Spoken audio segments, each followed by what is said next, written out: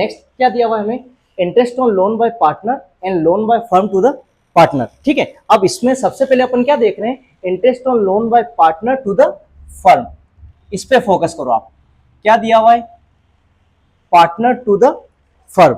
ठीक है, कहने का मतलब फर्म जो है वो पार्टनर से क्या लेगी, लोन।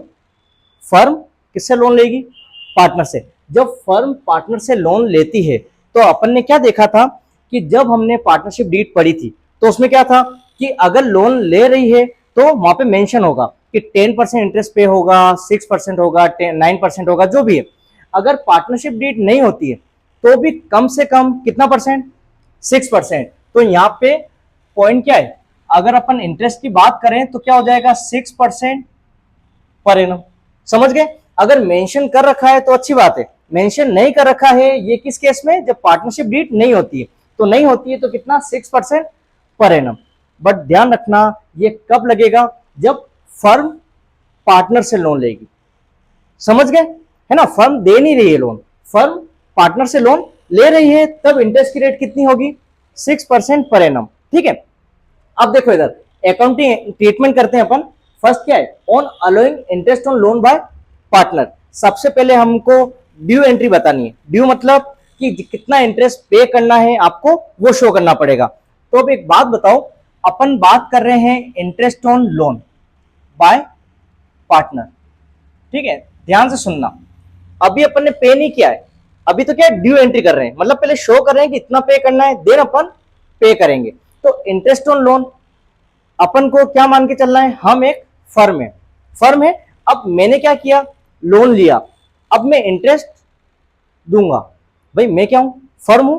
अब मैं फर्म हूं, मैंने क्या किया था, लोन लिया था। अब मेरा क्या फर्ज बनता है, मैं इंटरेस्ट पे करूंगा। जब मैं इंटरेस्ट पे करूंगा तो आप एक बात बताओ, मेरे लिए मतलब फर्म के लिए एक्सपेंस है, लॉस वगैरह क्या है, एक्सपेंस है, एक्सपेंस है ना। इंटरेस्ट पे करूंगा तो एक्सपेंस का बैलेंस क्या होता है, डेबिट होता है। एक्सपेंस का बैलेंस डेबिट होता है, तो interest on loan by partner account debit. समझ गए, interest on loan by partner account debit. Debit क्यों किया, क्योंकि मेरे लिए क्या है, एक्सपेंस है, एक्सपेंस है तो डेबिट कर दो। और उसके अगेंस्ट मतलब किसके अगेंस्ट, लोन के अगेंस्ट। भाई इंटरेस्ट कब पे करोगे, जब आपने लोन लिया हो। क्या लिया हो, लोन लिया हो। और ध्यान रखना, लोन मेरे लिए क्या होती है, लाइबिलिटी। क्या होती है, लाइबिलिटी। आपने पढ़ा होगा 11वीं क्लास में, लोन क्या है, लाइबिलिटी। तो लाइबिलिटी का बैलेंस होता है क्रेडिट, पता नहीं तो अपन क्या कर देंगे, लोन बाय पार्टनर अकाउंट। यहां तक क्लियर है, ठीक है। Interest on loan by partner account debit क्यों हुआ, क्योंकि मेरे लिए एक्सपेंस है तो उसको डेबिट कर दिया। और किसके अगेंस्ट, लोन लिया था, लोन क्या होती है, लाइबिलिटी, तो उसको क्रेडिट कर दिया। अब अपन आते हैं पेमेंट करने की बारी। किसका पेमेंट कर रहे हैं, लोन का पेमेंट कर रहे हैं।